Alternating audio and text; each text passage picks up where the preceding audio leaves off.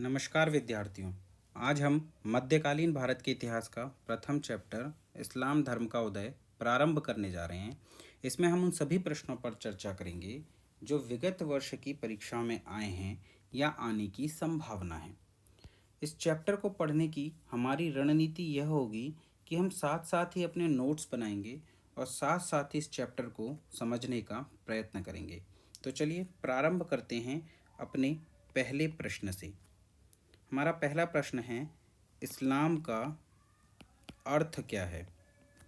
इस्लाम का अर्थ। इस्लाम का अर्थ है खुदा के प्रति आत्मसमर्पण। खुदा के प्रति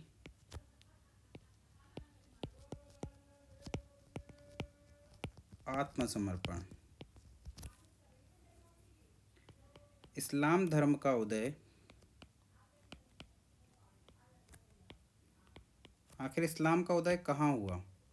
तो इस्लाम का उदय मक्का में हुआ।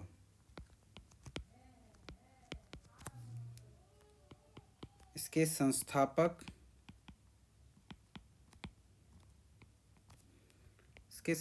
थे हजरत पैगंबर मोहम्मद साहब, जिन्हें हम मोहम्मद साहब के नाम से याद करते हैं। इनके जीवन से कई प्रश्न बनते हैं, जैसे इनका जन्म कहाँ हुआ, इनके पिता का नाम क्या था, इनकी माता का नाम क्या था, इनका पालन पोषण किसने किया, इनका संबंध किस जाति से था या किस जनजाति से था। तो इन सभी प्रश्नों पर हम चर्चा करेंगे। तो आप हेडिंग लगा लीजिए, हजरत पैगंबर मोहम्मद साहब।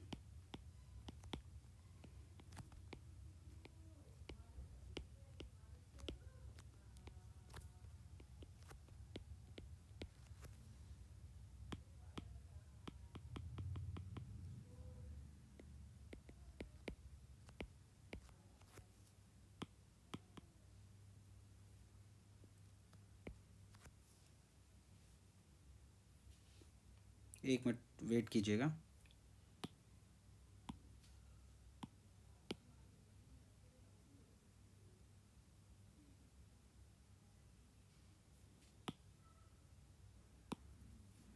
हजरत पैगंबर मोहम्मद साहब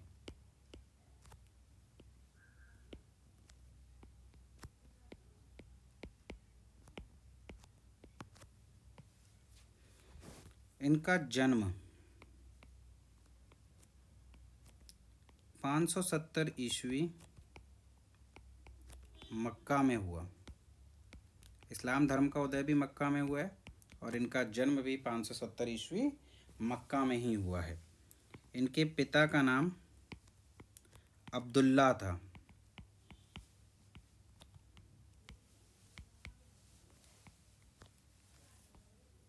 माता अमीना बेगम।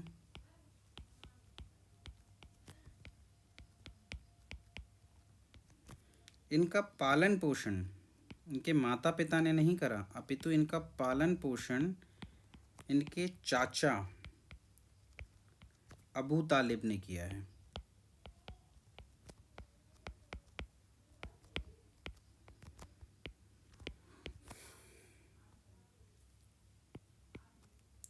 इनका संबंध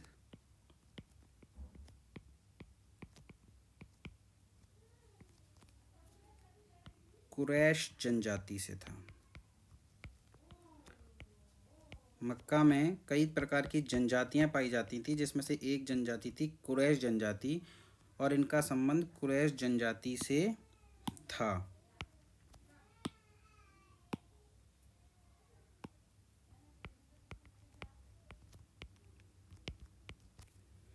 ठीक है, तो इनका जन्म 570 ईस्वी मक्का में हुआ। इनके पिता का नाम अब्दुल्ला था, माता का नाम अमीना बेगम था। पालन पोषण चाचा अबू तालिब ने किया और इनका संबंध कुरैश जनजाति से था। अब अपने जीवन के प्रारंभिक काल में, क्योंकि ये गरीब परिवार से थे, इनकी आर्थिक स्थिति अच्छी नहीं थी, तो व्यापारिक कारवा के प्रबंधक के रूप में इन्होंने कार्य किया। आर्थिक स्थिति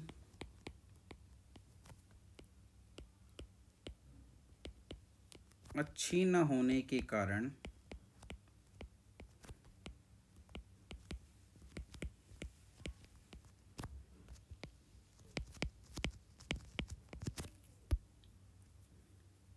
कारवा के प्रबंधक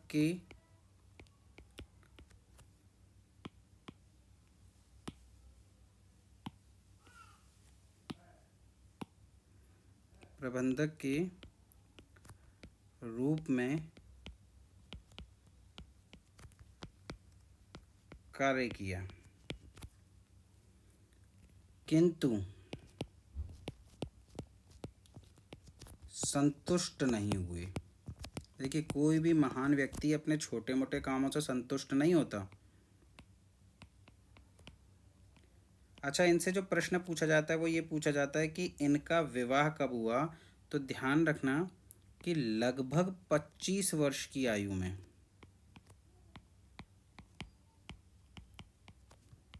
लगभग 25 वर्ष की आयु में, कंफ्यूज नहीं होना है।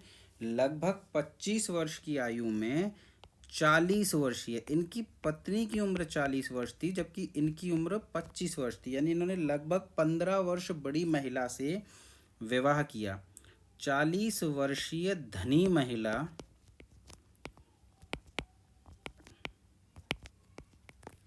खदीजा से विवाह किया। अब इनकी आर्थिक स्थिति तो अच्छी हो गई, परंतु ये अपने जीवन से अभी भी संतुष्ट नहीं हुए, क्योंकि इन्हें पता नहीं था कि इनका मुख्य मकसद धन नहीं है बल्कि ज्ञान अर्जित करना है। तो ये धन प्राप्त करने के बाद भी अपने जीवन से संतुष्ट नहीं हुए। तो 25 वर्ष की उम्र में तो विवाह हुआ, 15 वर्ष और बीत गए, ये अपने जीवन से संतुष्ट नहीं हुए, ज्ञान की खोज में लगे रहे।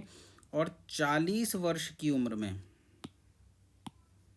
लगभग 40 वर्ष की उम्र में देवदूत जिब्राइल से संदेश प्राप्त कर, 40 वर्ष की उम्र में देवदूत जिब्राइल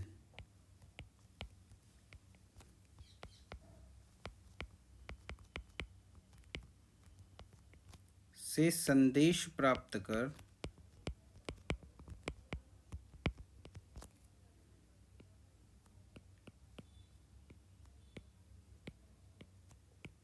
मोहम्मद साहब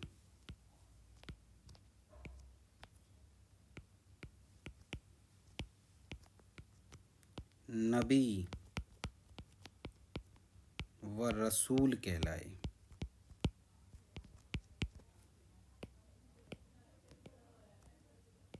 40 वर्ष की उम्र में देवदूत जिब्राइल से संदेश प्राप्त कर मोहम्मद साहब नबी व रसूल कहलाए। देखो, नबी आप हिंदू धर्म में जो ऋषि मुनि होते हैं यानी सिद्ध पुरुष होते हैं उससे समझ सकते हैं, और रसूल जैसे हमारे देवता होते हैं, देवदूत, इसे आप समझ सकते हैं नबी व रसूल के रूप में। ठीक है। अब जब इन्हें ज्ञान प्राप्त हो गया तो ये अपने ज्ञान के प्रचार प्रसार में निकले। और जब भी हम ज्ञान देते हैं तो जो पुरानी रूढ़िवादी मान्यताओं पर चलने वाले लोग हैं उनसे अक्सर हमारा विवाद हो जाता है, क्योंकि कोई भी अपने धर्म में प्रचलित परंपराओं के विरुद्ध कुछ भी सुनने को तैयार नहीं होता। तो इनके साथ भी वही हुआ, इन्होंने अरब में प्रचलित अंधविश्वास व मूर्ति पूजा का विरोध किया।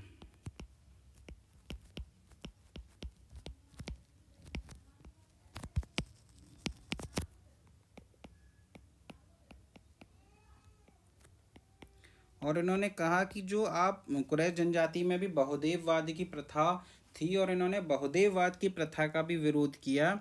वह एकेश्वरवाद की अवधारणा पर बल दिया या एकेश्वरवाद की अवधारणा को विकसित किया।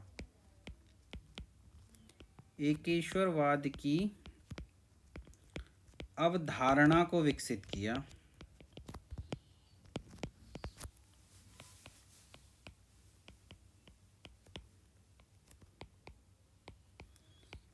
तो ये इससे इनका अपने समाज के लोगों से विवाद हो गया और कुरैश जनजाति का प्रमुख था अबू जहल। ध्यान रखना, इनके चाचा का नाम अबू तालिब था, लेकिन कुरैश जनजाति के प्रमुख का नाम अबू जहल था।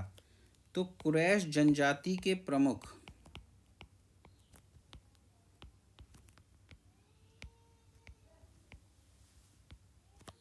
अबू जहल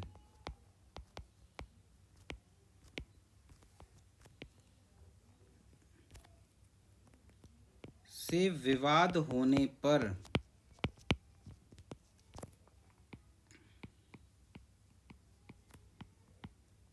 ये ईयर जरूर याद रखिएगा, बहुत इंपॉर्टेंट ईयर है और इस ईयर से अक्सर प्रश्न पूछा जाता है। 622 ईस्वी में मोहम्मद साहब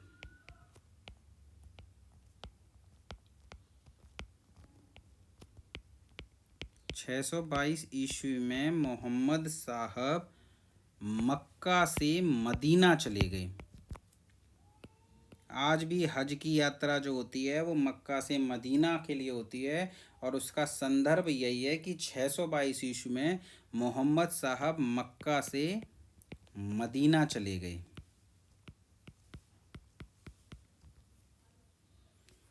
इस घटना को ही इस्लाम में हिजरत कहा जाता है, यहीं से ये शब्द आया है हज। इस घटना को ही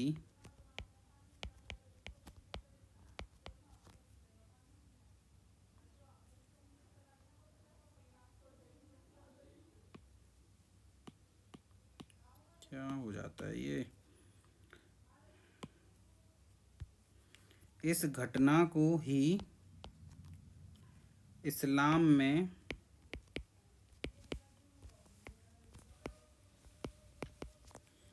हिजरत कहा जाता है।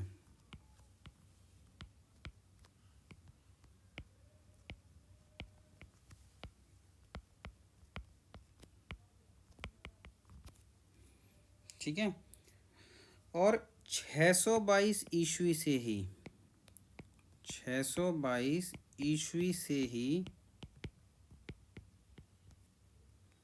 मुस्लिम कैलेंडर हिजरी संवत की शुरुआत मानी जाती है।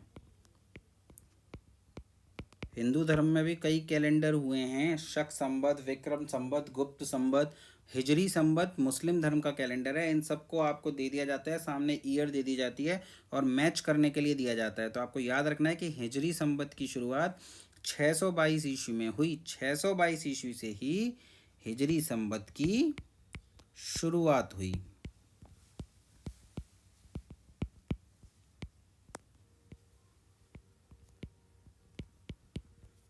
ठीक है, तो ये तो था मोहम्मद पैगंबर साहब से संबंधित प्रश्न। अब हम कुछ बात कर लेते हैं इस्लाम धर्म के बारे में।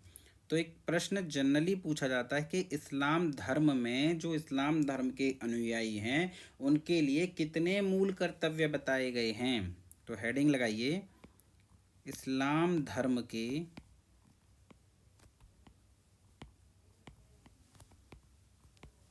अनुयायियों के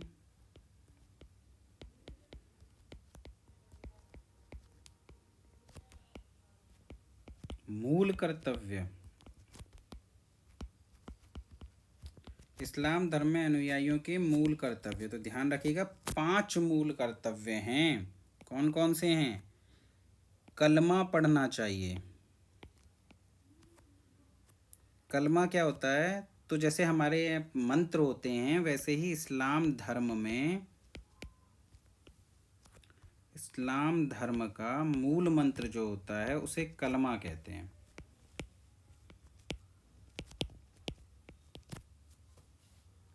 इसके साथ ही प्रतिदिन 5 बार नमाज पढ़ना चाहिए। दूसरा कर्तव्य क्या है? प्रतिदिन 5 बार नमाज पढ़ना चाहिए।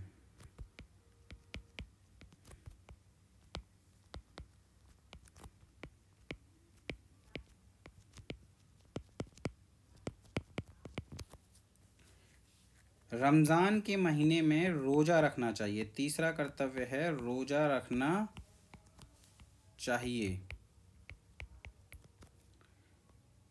अपने जीवन में एक बार हज अवश्य करनी चाहिए और व्यक्ति को ज़कात करते रहना चाहिए। ज़कात एक प्रकार का दान या धार्मिक कर कह सकते हैं आप।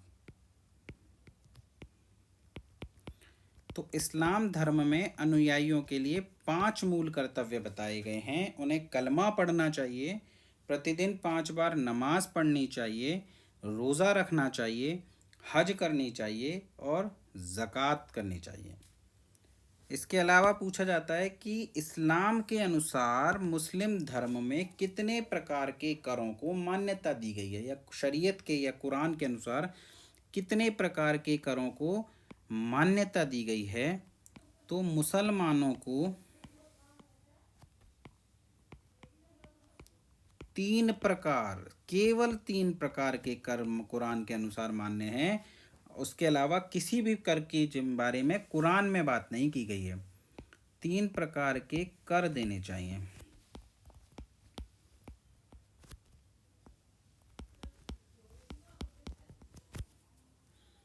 सबसे पहले सदका।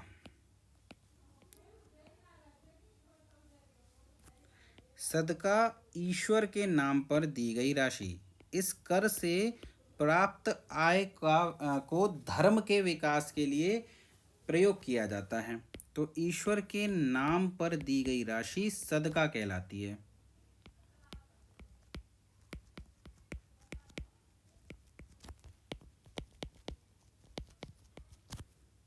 इसके बाद दूसरा कर आता है ज़कात। अभी अभी आप पढ़कर आए हैं दान दक्षिणा।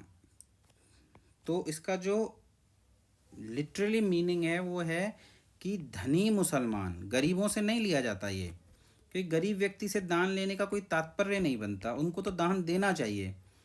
तो गरीब मुसलमानों से लिया जाता था। देखिए, जो सदका से राशि प्राप्त हो रही है उसका प्रयोग धर्म के उत्थान के लिए किया जाता है, जबकि जो ज़कात से राशि प्राप्त हो रही है उसका प्रयोग गरीबों के कल्याण के लिए किया जाता है। ये आय का 2.5% होता था।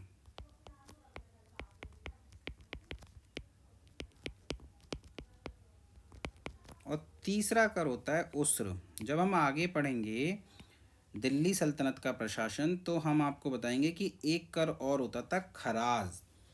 वह भू राजस्व कर था जो हिंदुओं से लिया जाता था।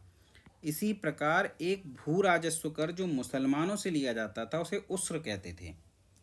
कर की दरों में अंतर था, जहां 10% लिया जाता था मुसलमानों से, वहीं लगभग 33% या 50% तक हिंदुओं से लिया जाता था। तो उस्र यह एक प्रकार का भू राजस्व था। एक प्रकार का भू राजस्व था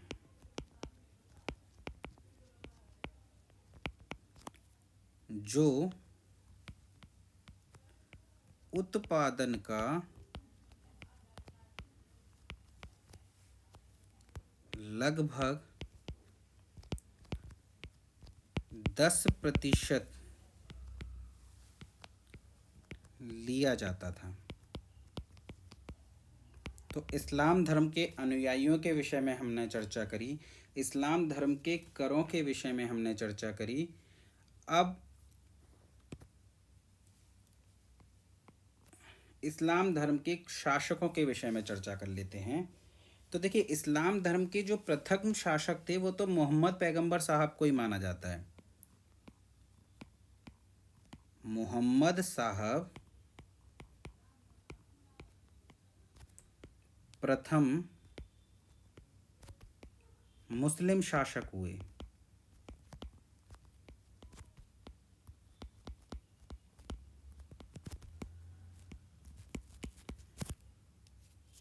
परंतु 632 ईस्वी में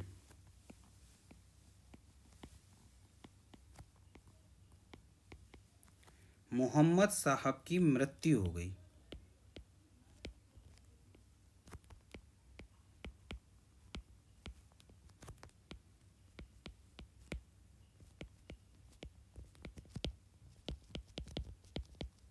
अच्छा, प्रश्न पूछते हैं कि मोहम्मद साहब ने अपना उत्तराधिकारी किसे घोषित किया था। तो ध्यान रखना, इन्होंने किसी को अपना उत्तराधिकारी घोषित नहीं किया था, कोई उत्तराधिकारी घोषित नहीं।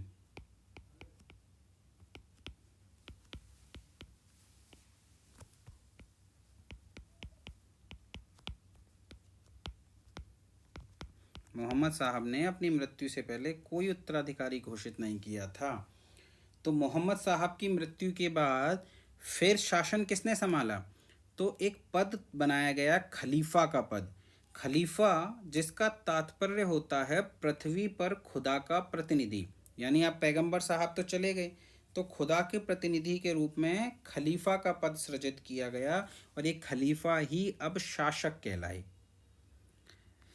ध्यान रखिएगा, मैं सिर्फ समझा देता हूँ, नोट नहीं कर रहा। वैसे तो खलीफा बाद में वंशानुगत हो गई, पर जब प्रारंभ में खलीफा का पद बनाया गया था तो यह एक सर्वसम्मति से बनाया जाने वाला पद था। कहा जाता था कि यदि खलीफा ईश्वर के आदेश को नहीं मानता तो लोगों को इसके विरुद्ध आंदोलन का अधिकार होगा और उन्हें हटाया भी जा सकता है। परंतु यह पद वंशानुगत हो गया और ऐसा कुछ भी नहीं रहा। खलीफा का पुत्र ही खलीफा बना। बाद में जैसे राजाओं और राजतंत्र बदल जाते हैं, वैसे ही खलीफाओं की भी नस्ल बदल गई। तो हम नोट कर लेते हैं, खलीफा हेडिंग लगा लीजिए, खलीफा।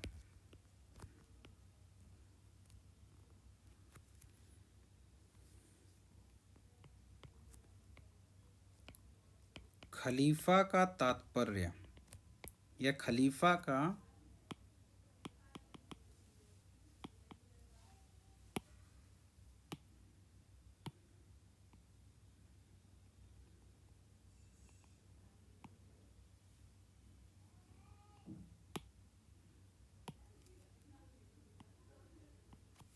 खलीफा का शाब्दिक अर्थ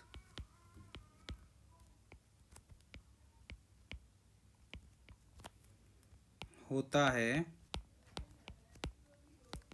पृथ्वी पर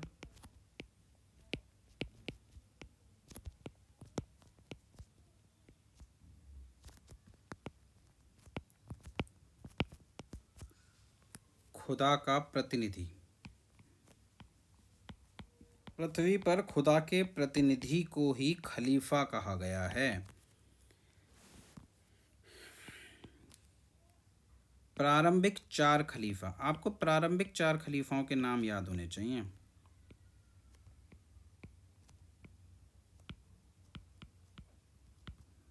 प्रारंभिक चार खलीफाओं में प्रथम खलीफा आपसे पूछा जाता है तो उनका नाम आता है अबू बकर। अबू बकर के बाद उमर, फिर उस्मान,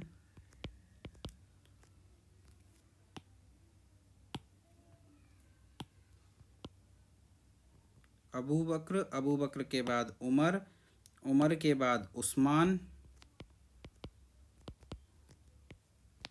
और उस्मान के बाद चौथे खलीफा हुए अली।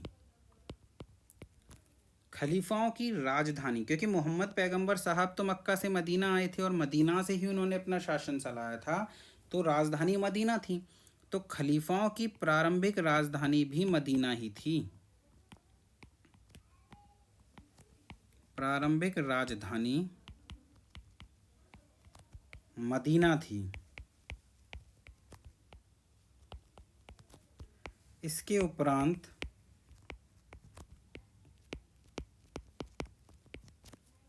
राजधानी दमिश्क को बनाया गया। तो खलीफाओं की जो राजधानी इसके बाद मदीना के बाद बनी वो दमिश्क थी, और यहीं से उन्होंने अपना शासन संभाला।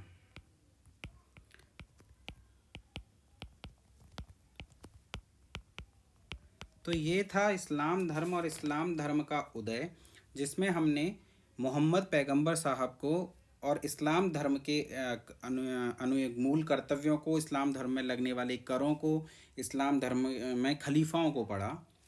इसके बाद हम भारत का इतिहास प्रारंभ करेंगे, और भारत के इतिहास में दो शब्दावलियां आती हैं, उन शब्दावलियों को अगर हम समझें तो एक आती है सुल्तान। भारत में दिल्ली सल्तनत के जितने भी बादशाह थे उन सभी को सुल्तान कहा गया।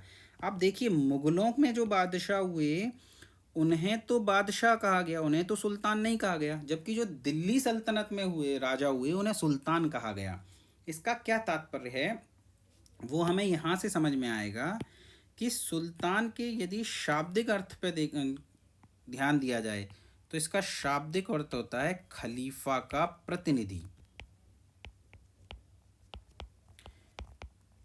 यानी दिल्ली सल्तनत में जो शासक हुए उन्होंने सुल्तान की उपाधि धारण करी। इसका तात्पर्य है कि वे ये कहना चाह रहे हैं कि भारत में, देखिए अगर प्रैक्टिकल रूप से देखा जाए तो भारतीय शासन में खलीफाओं का कोई दखल नहीं था, परंतु यहाँ जो सुल्तान थे उन्होंने नाम मात्र के लिए अपनी ऊपर खलीफाओं की प्रभुसत्ता को स्वीकार किया और उन्होंने कहा कि भारत में हम खलीफाओं के प्रतिनिधि के रूप में शासन कर रहे हैं।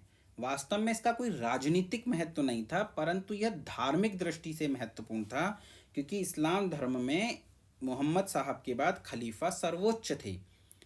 तो किसी भी प्रकार की धार्मिक परेशानी का सामना सुल्तानों को न करना पड़े, इसलिए उन्होंने सुल्तान की उपाधि धारण करी। अब प्रतिनिधि के रूप में शासन संभालते थे तो खलीफाओं से वे एक आदेश पत्र प्राप्त करते थे कि ठीक है, हम आपको भारत पर शासन करने के लिए अधिकृत कर रहे हैं। इस अधिकार पत्र को ही सनद कहा गया। तो इसमें आप नोट कर लीजिए, शासन चलाने के लिए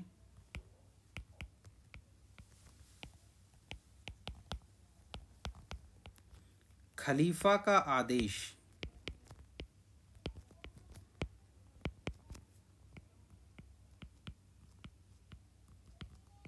पत्र सनद कहलाता था।